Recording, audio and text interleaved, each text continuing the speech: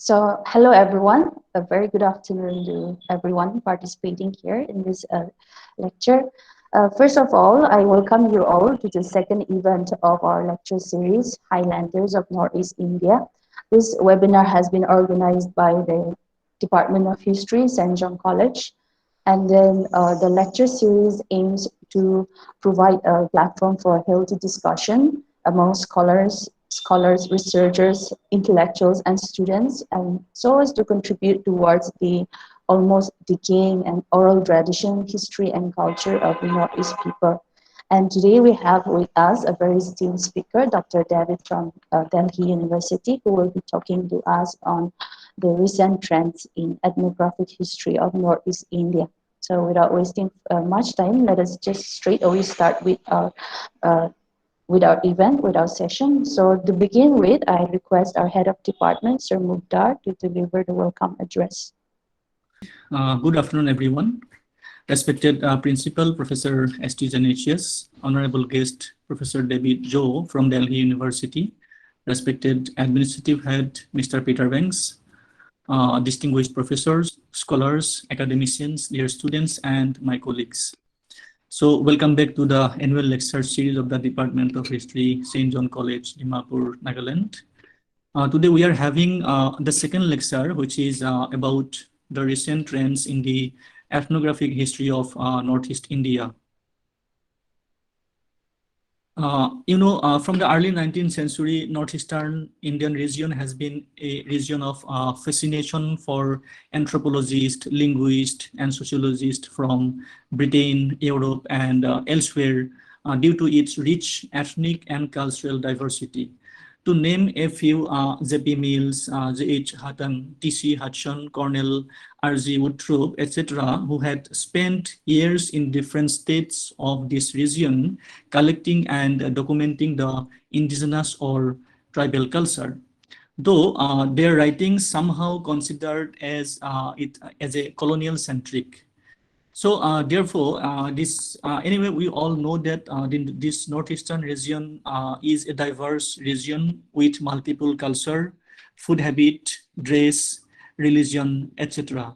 So we need to study more on this land to reveal the culture heritage of these people, which is one of the motto of this lecture series, to enrich the knowledge about the Highlanders of Northeast India. Let me conclude my speech since we are waiting to hear from Professor David about the said topic. And I am thankful to our today's speaker, Professor David. Despite of his busy schedule, he is joining us, and I am personally very thankful to him, because we were just discussing over phone, and while I was saying that it's about the Northeast India, he was very keen to give his or sharing his knowledge with us, with our participants about Northeast India.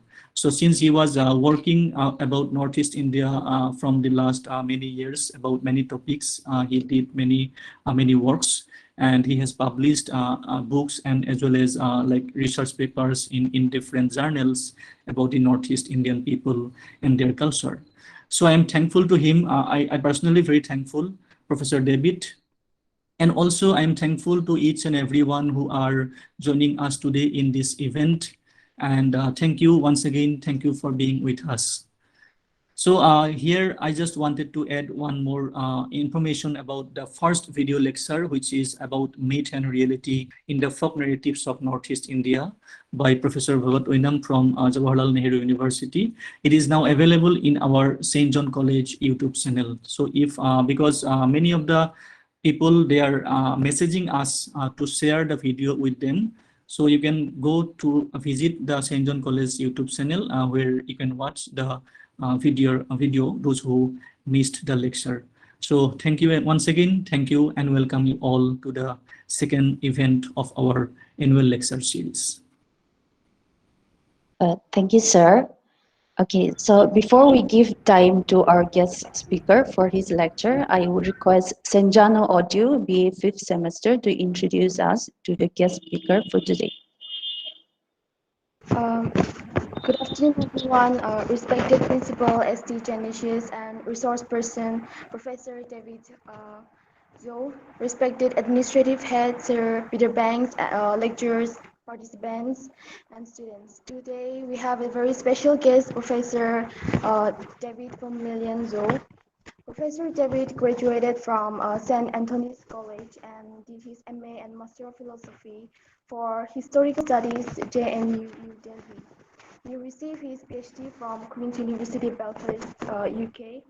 Since 2009, he became a permanent faculty of History Department, Faculty of Social Sciences, University of Delhi. His doctoral thesis is on the colonial history of typographic green. He authored the book Bible Belt in the Belt. He has published on different aspects of colonial history, including the ethnographic discourse of head hunting, topographic maps, topographic green, ethno-history of chiefdom, etc. He was awarded academic planning grant, PhD scholarship, Queen's University, Belfast, Northern Ireland, UK. Thank you. Thank you, Sanjano. Now I request our guest speaker, Professor David, to take his time. Sir, please, you may take your time. First of all, I want to thank Mukhtar Saikia for his kind invitation and all the staffs of St. John's College at Dimapur. When Mukhtar contacted me, he didn't impose any theme or any topic, and he was quite flexible.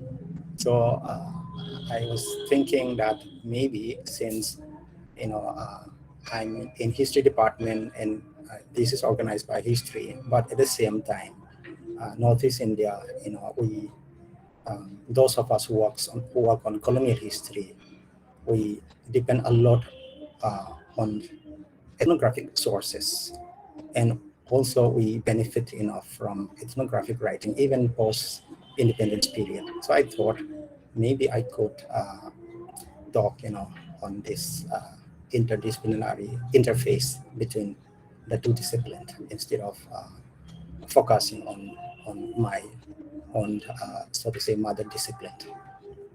The topic is as you know, ethnographic history of Northeast India, recent trends, or you can also say anthropological history, whatever you want. So I'm not so much committed to the phrase. Ethnography and historiography are academic twins, well suited to explore the a diverse region such as India's Northeast and its past.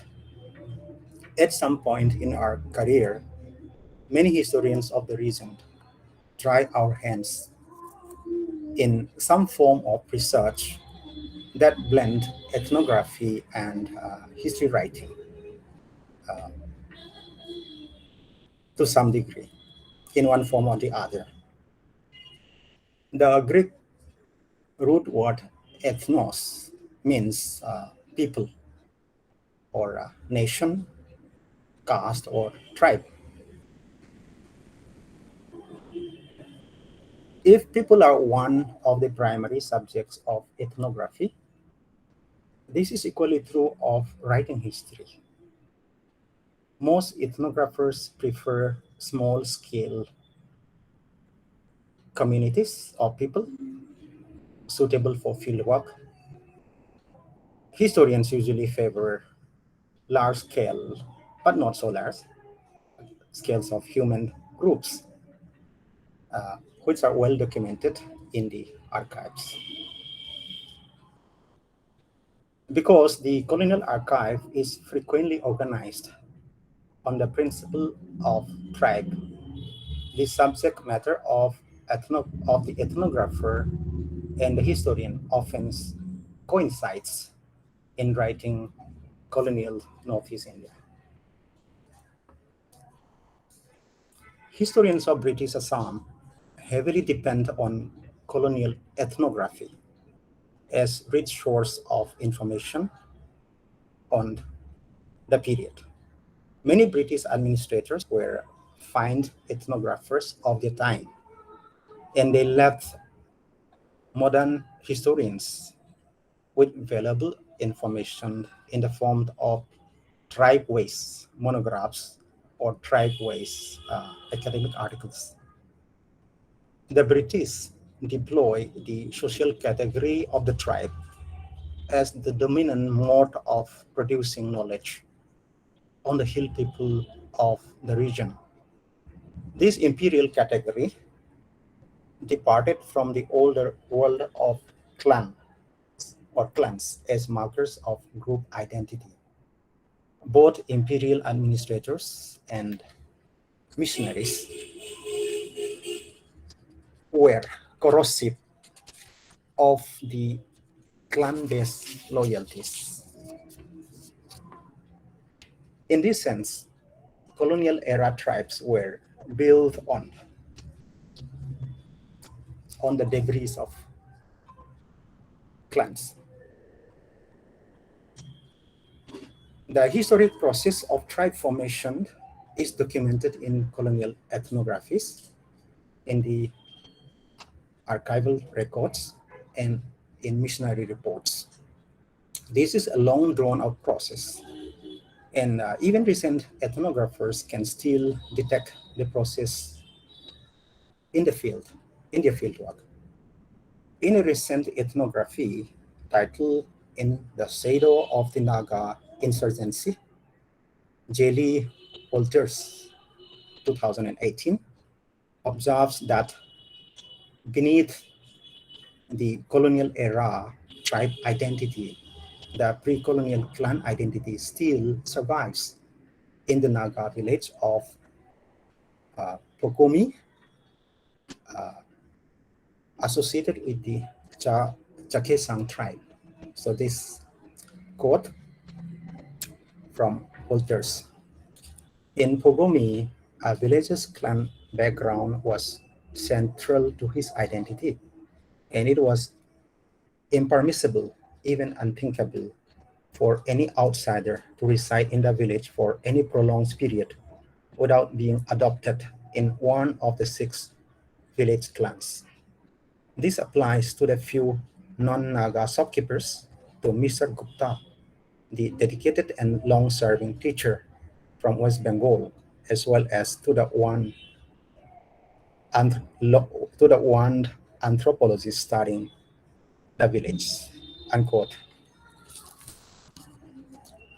Two historians, more recent historians, Yasmin Saikia, 2004, Fragmented Memories, and Jayata Sharma, 2011, Imperial's Garden, have described two groups of people in the Brahmaputra Valley.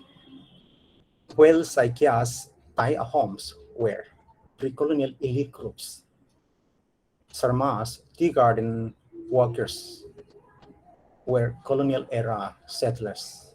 Both these groups aspire to be recognized as proper tribes, the likes of which colonial ethnography had inscribed. The Thai Ahom identity movement, according to Saikia, began in 1981.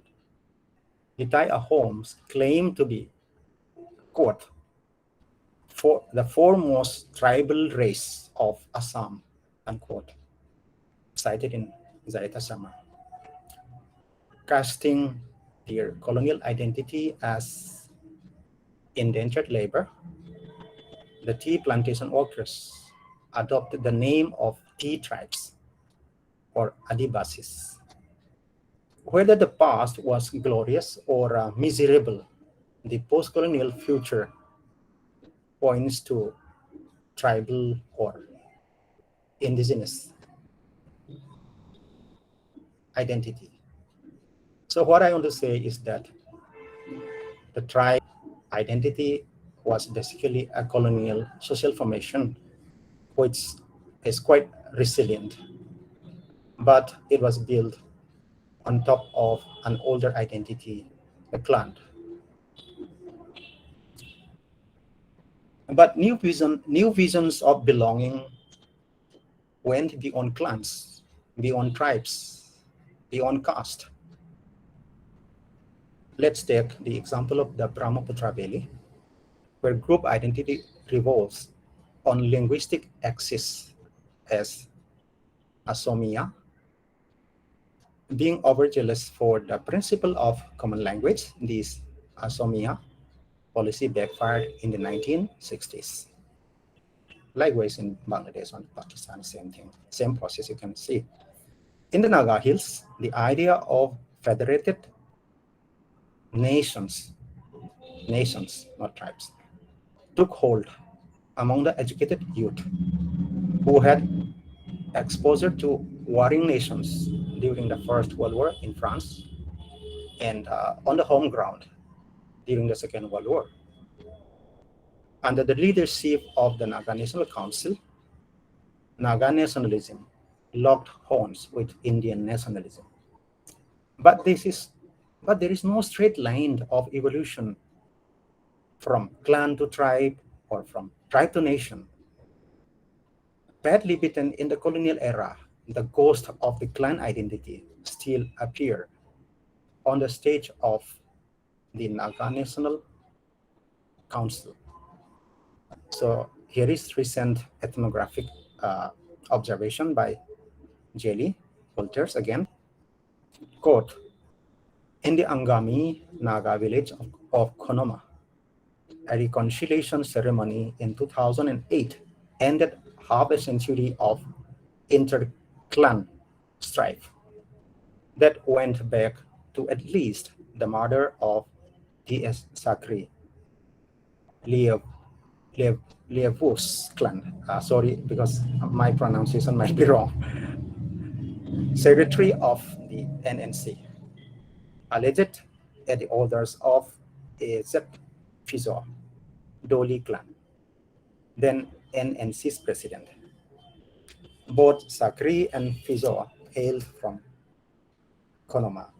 So what Walters is saying that clan politics still survives. It's very much still there.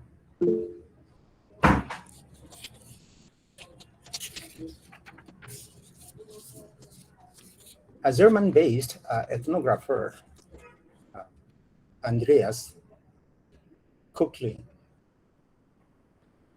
began field work in our Naga villages, and he went on to urban Naga youth. He went on to study urban Naga youth who left their native villages to venture into urban centers of Nagaland and beyond the Northeast. Kuckle's monograph, Class Formation, Social Inequality, and the Nagas in Northeast India, 2019 publication, signals the shift from clan, tribe, and nation to new categories of class, gender, and generational identities. The disciplinary boundaries of social anthropology and urban sociology of the Naga youth converge in the works of Kuckle. Similarly, historians of the Northeast have been attentive to status identity of people in the past, before class identity emerged in urban centers.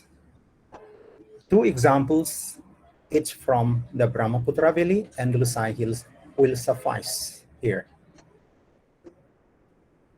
Indrani Chatterjee's Forgotten Friends, 2011, and Sangamitra Mishra's, my colleague here in Dio, Becoming a Borderland, 2011, remind us of the time before the rise of colonial tribes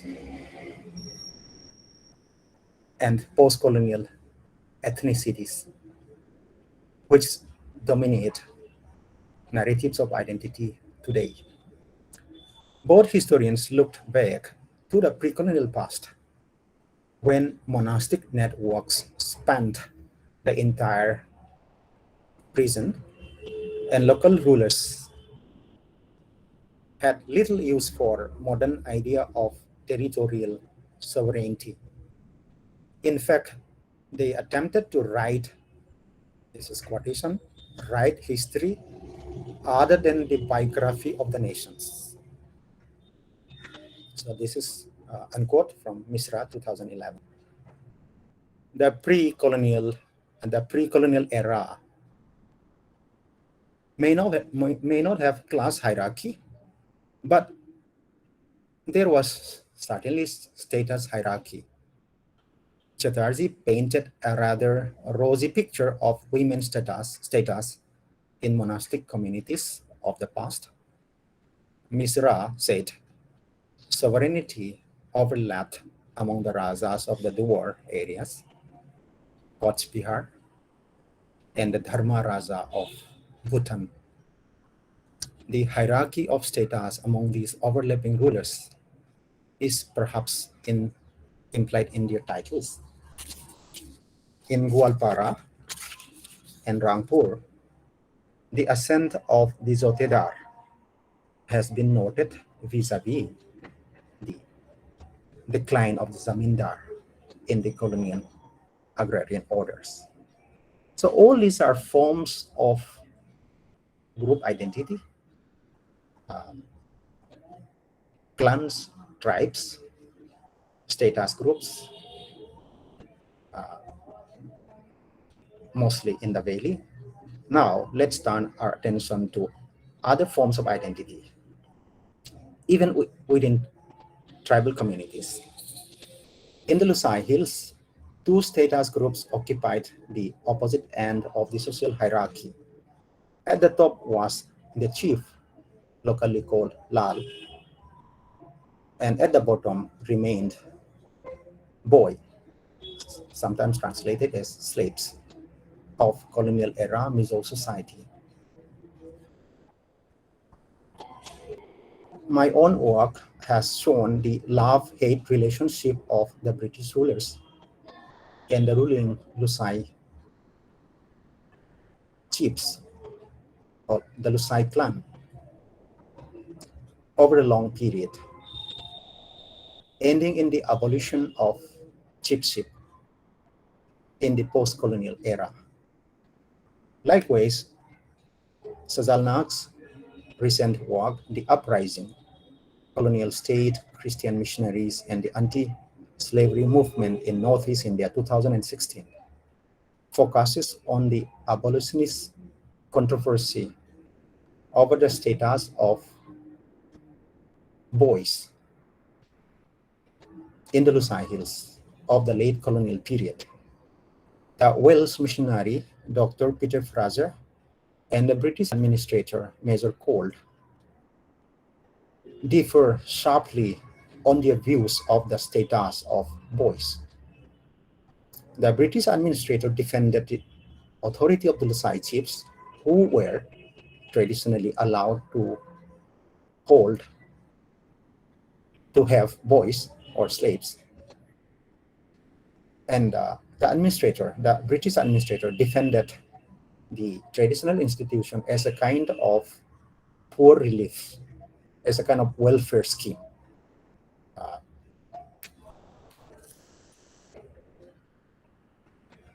and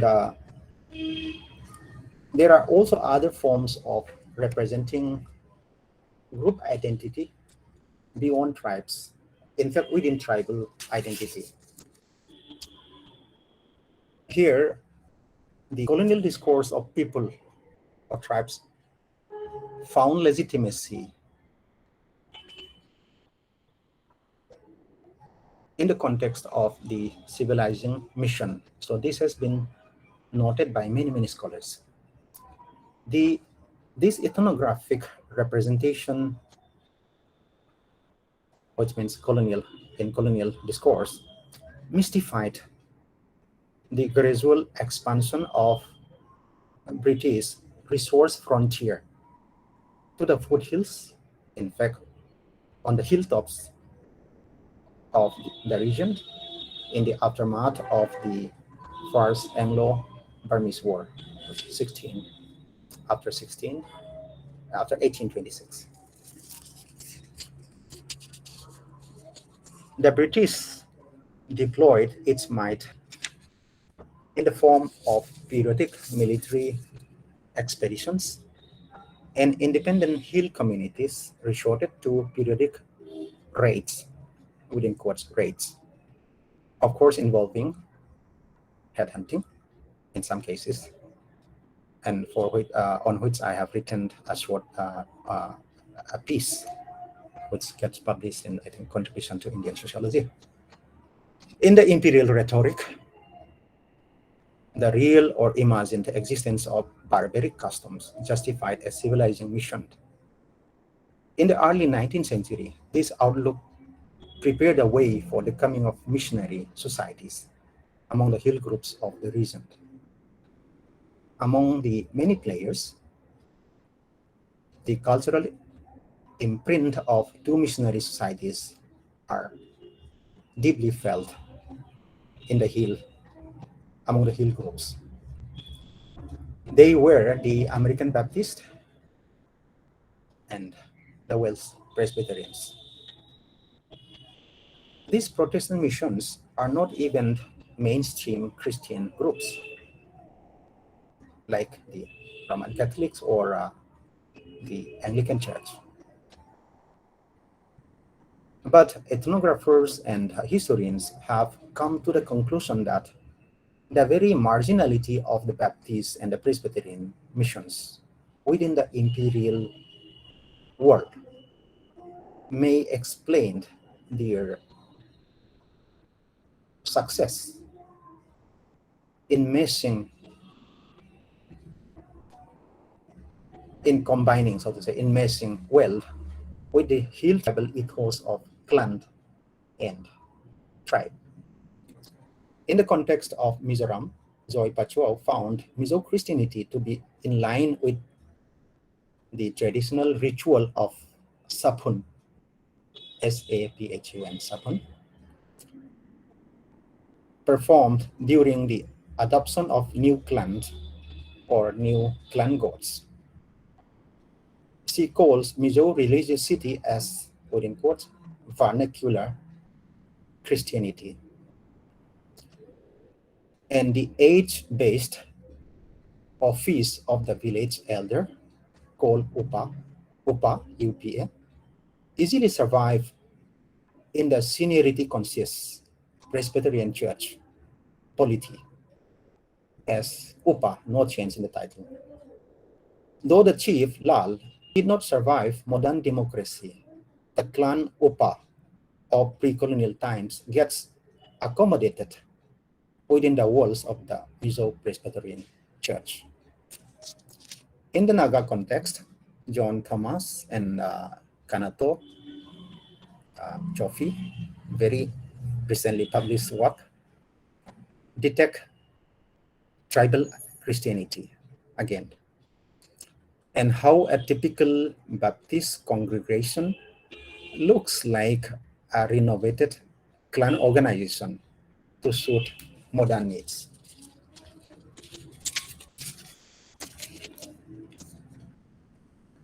So see, these are some of the ways ethnographers and historians have represented or have chosen categories of group identity and the toughness of clan identity beneath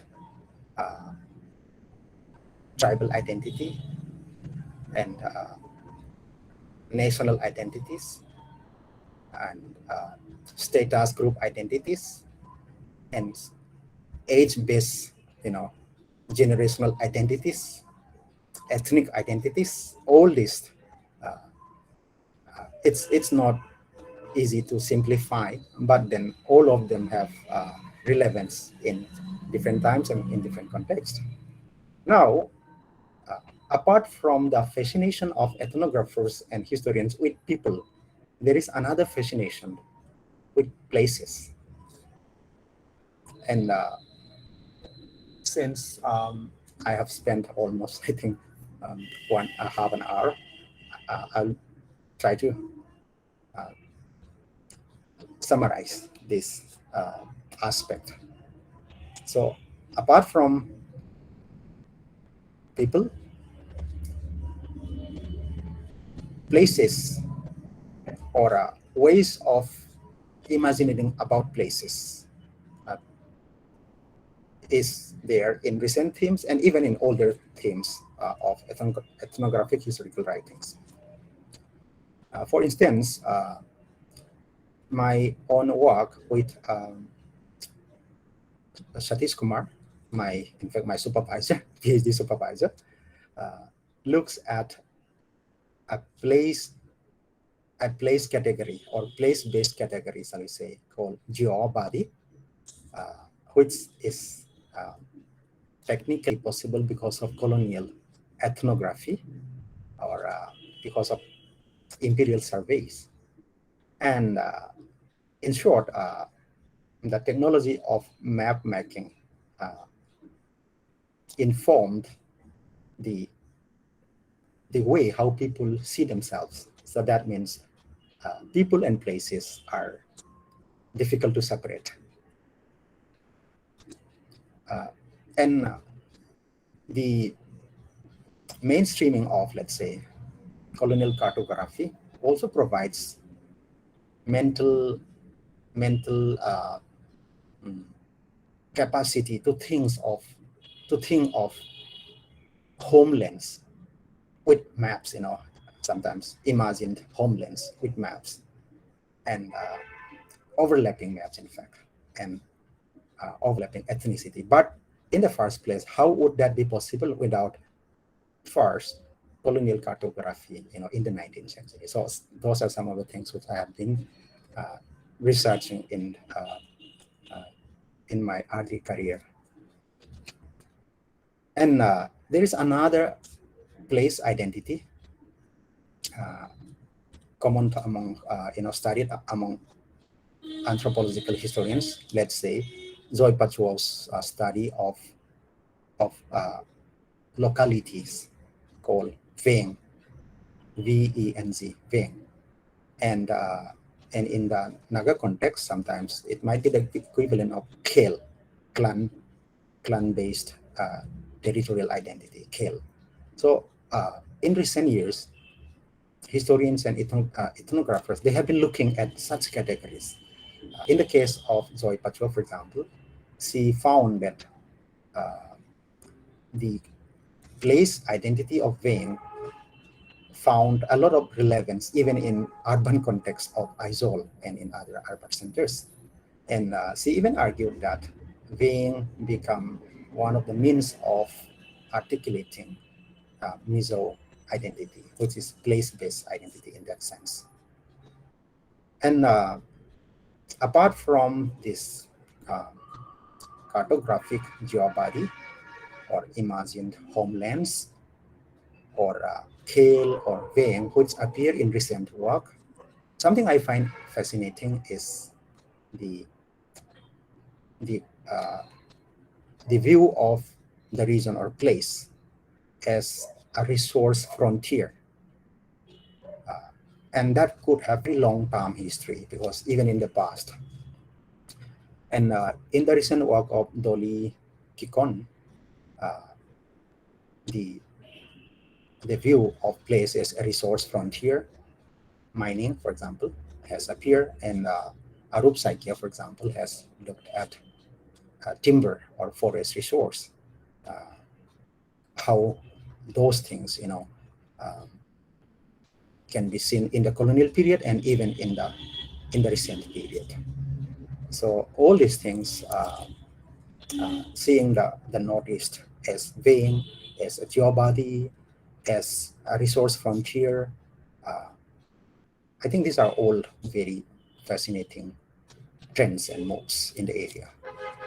So connected with this ethnography of resources is the ethnography of things, or the social life of things.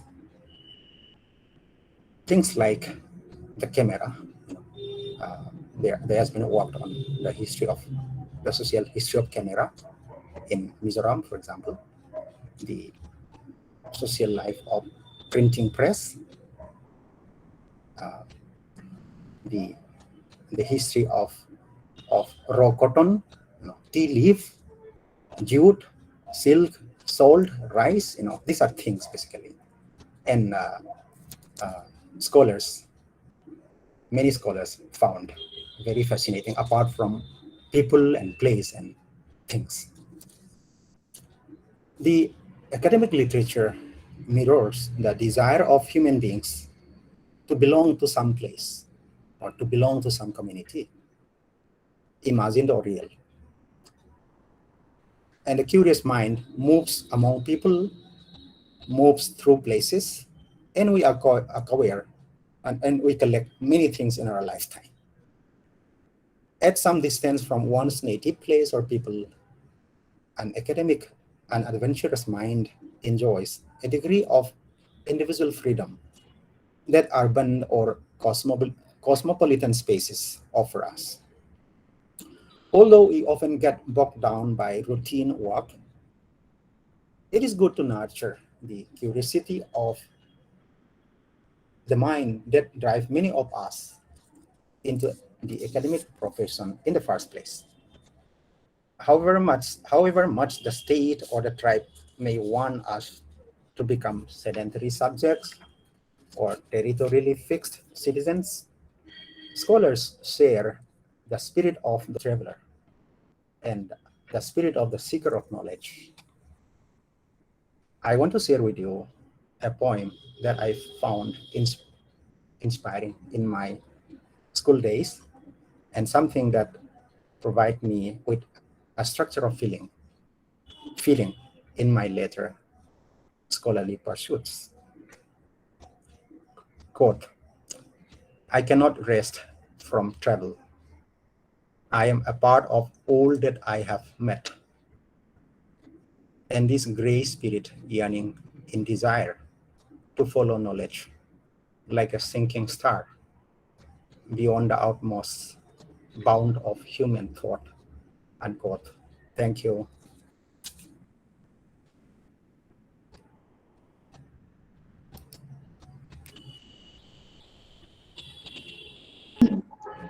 Thank you so much, sir, for the very informative and stimulating lecture. Now, time is open for discussions, so I request all the participants, if you have any questions, you can raise your questions. You can unmute yourself and raise your questions, or alternatively, you can leave your questions in the chat box.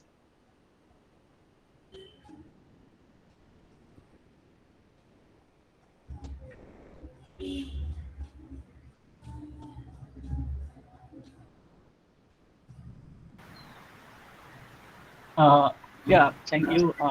Thank you, Professor David, for this informative lecture. So actually, I just wanted to repeat one thing from you.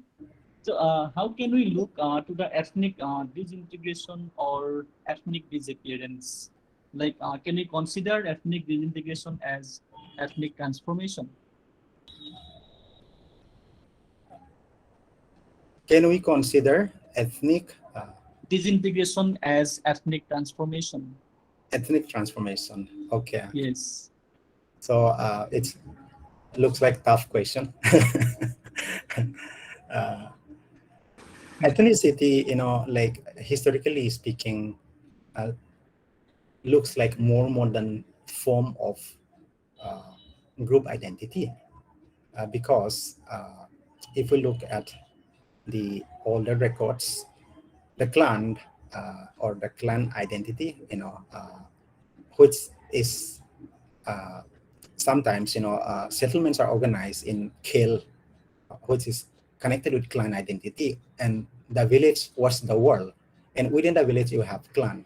But then the colonial tribe formation means that loyalty has to be challenged many times. I think that the church missionaries encourage, like challenging that loyalty. So the tribe become like a new formation, and from there, nations, after observing what is going on in the world, in France, in the Japanese coming, then what you saw is not clan, not tribe, it's nations, and then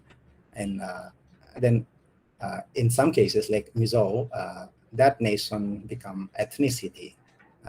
So the ethnicity like Mizo cannot be built without eroding the tribe, which was a colonial formation basically. I think some of these things can be to some extent visible in certain communities. So ethnicity is it's not so primordial. It's very very recent in that sense. I mean, historically speaking, monastic communities, like historians say, they were there, but now they are not so visible anymore.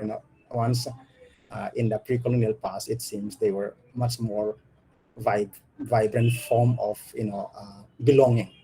So forms of belonging change. Like we travel, we meet people, and we become part of what we meet. So that things are not so fixed. Even though we do want to belong, to people and to places. We want human beings. We like to form attachment, and it's very comforting. But at the same time, there is something in us, which wants to move also. I think so that fine balance is, I think, sometimes not so easy for anybody, Yes. even for a scholar. Yeah. That's yes. Yeah. Thank you. Welcome. Some questions in chat box, Munsi. You can take the questions from chat box. Okay, let me see. Munsi, There is a question from Tiatushi Jamir. The Okay. notion of tribe seems to have a different connotation amongst the New World First Nations and the Australian Aboriginal populations. Do you think the idea of tribe in Northeast India should be redefined as a process of decolonization? Yeah, this is like really a headache for in the language of indigenous scholarship.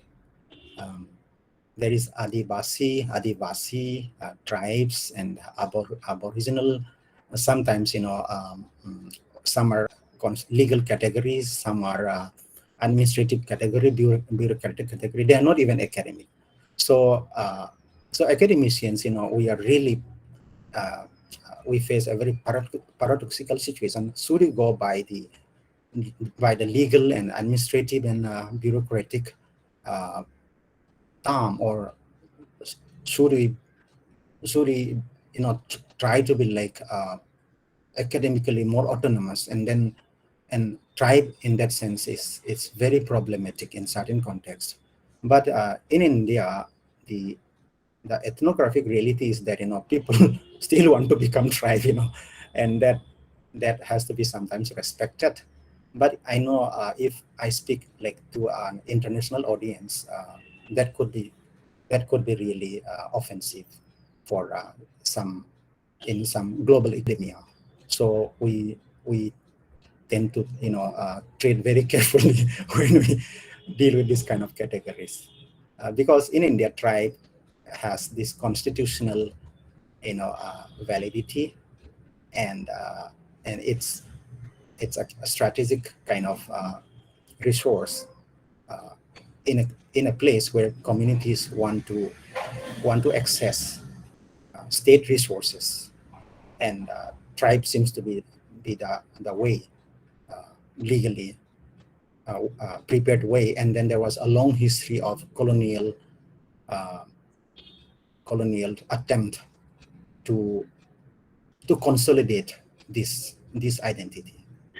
So in certain contexts, tribe could be really seen as in need of decolonization. But if we look at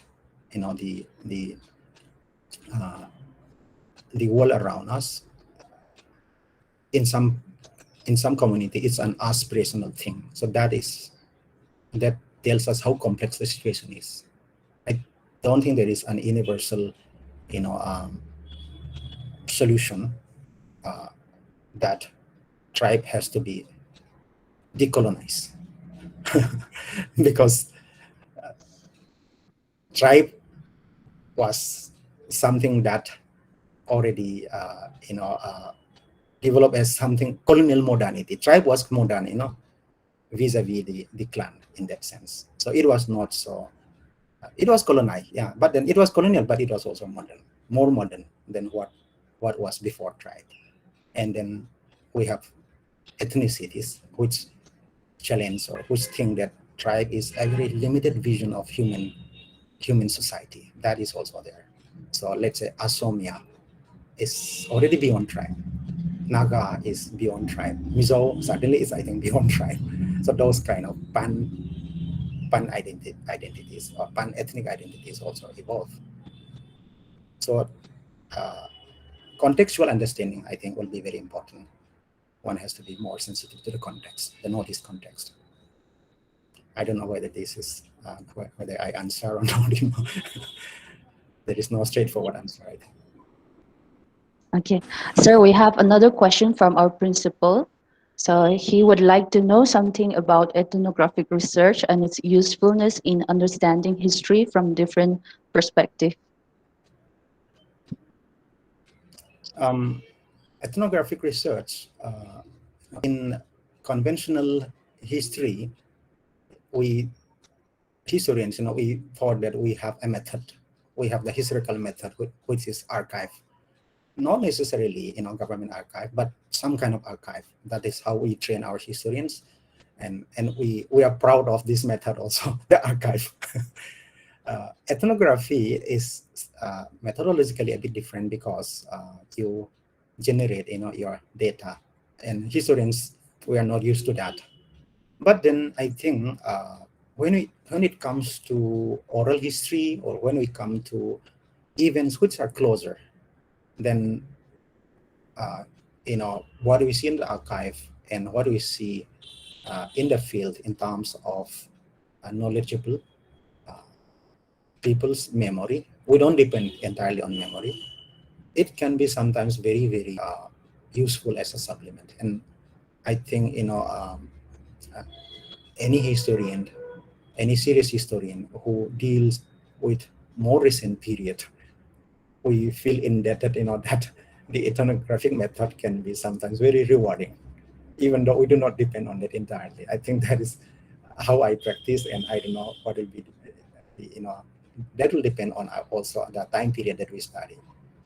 I could see the usefulness for people like in the Northeast, where sometimes records are not so much for this time period. For instance, Indrani Chitarji, she was studying the pre-colonial period, very far of time, before the British. But then she went around like visiting places, and sometimes she was surprised by certain information which would have been missed, which were not in the text or in the book. So I think it's not compulsory for the historian, but ethnography is always, I think, it's very useful.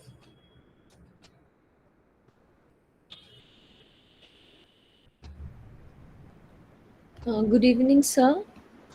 Sir, I have a question. Like in today's term, we have a program that has been organized by the government of India, that is Ek Shrestha Bharat.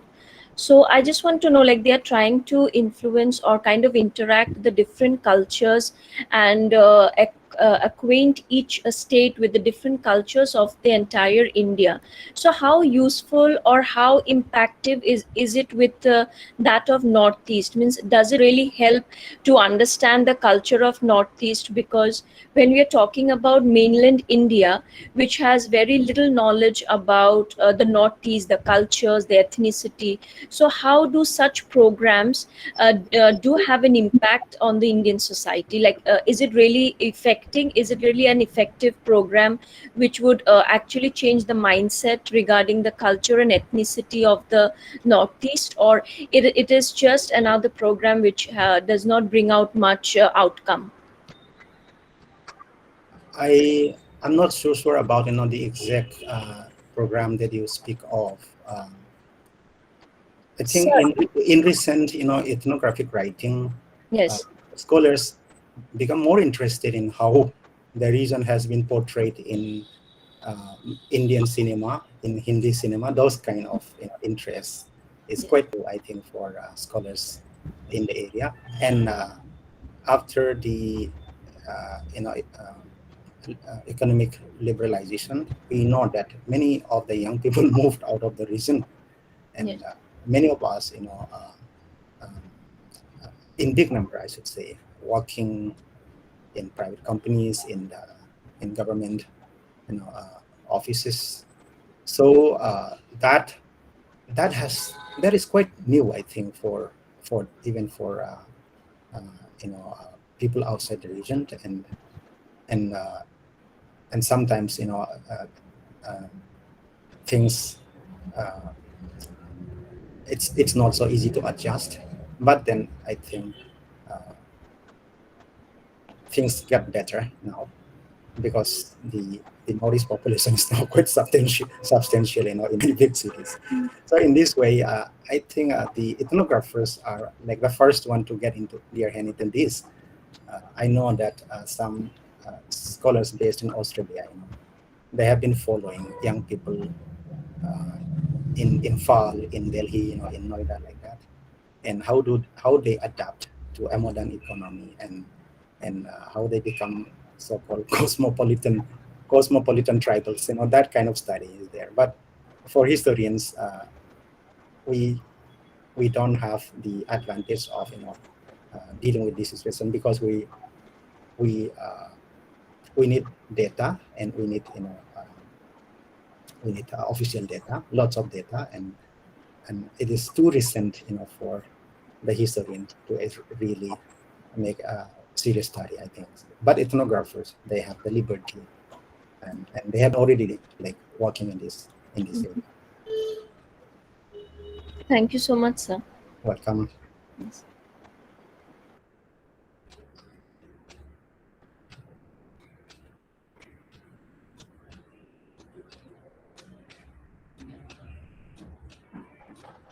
Yes, any more questions?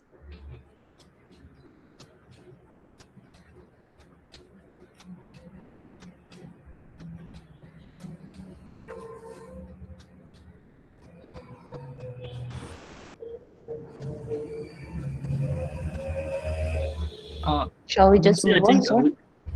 yes, I think we can proceed to Okay. the next section. Okay, sir. So thank you all the participants for raising your doubts, and also thank you our speaker for clearing our doubts. So moving on, we have the vote of thanks. So I request Akivili Chishi from BA first semester to give the vote of thanks. Hello everyone, hope I'm audible. Yes, you are.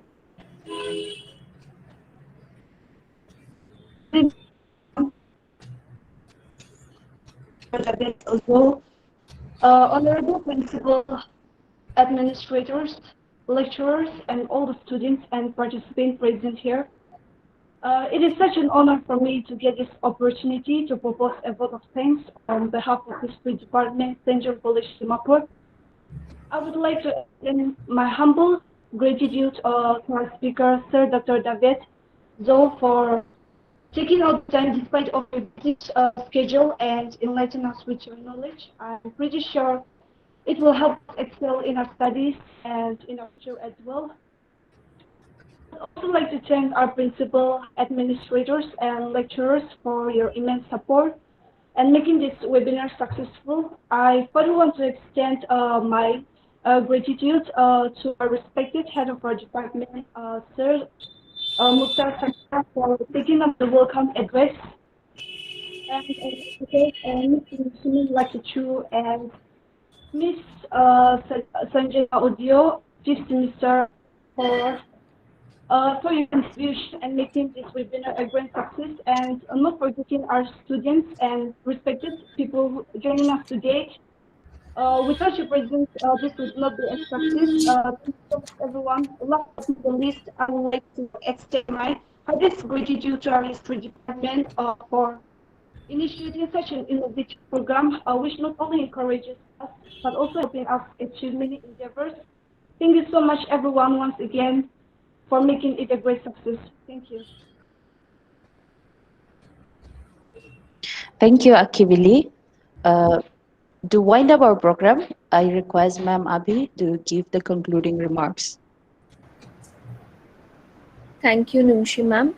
So to conclude, this was the second day of our lecture series, and to have such an uh, just an enlightened person like David Sir with us, who gave us an illuminating and perceptive lecture on ethnography and how the different cultures and ethnics and tribes of Northeast have had an impact, and especially during the time of the colonial era, how the British actually made an impact in this tribal society of the Northeast. So thank you so much, sir.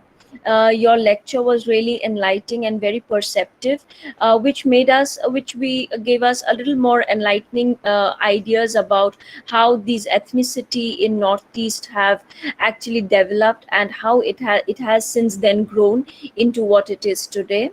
So with this, we end our second lecture series of today. And I would like to thank everyone that are present today, starting with our Professor S.T. Genesius, my HOD Mukhtar sir, my colleague Nungshi Lemla, who have supported in and out to make this lecture a great success. And we move forward to our third lecture series in the next coming week. And I thank everyone today, the academicians and also the students who are present, who have graced our our platform, the virtual platform that we are living in today, with their presence. So I hope that we will meet soon in our next week with our third lecture. And like us, you all have also gained a lot of enlightenment with this, with the perfect, or you can say with this great lecture that was given by David sir.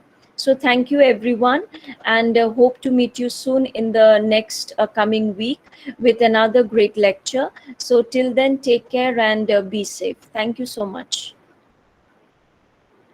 Thank you, everyone. Our next lecture is on 25th of this month. So see you all there, and then have a pleasant evening.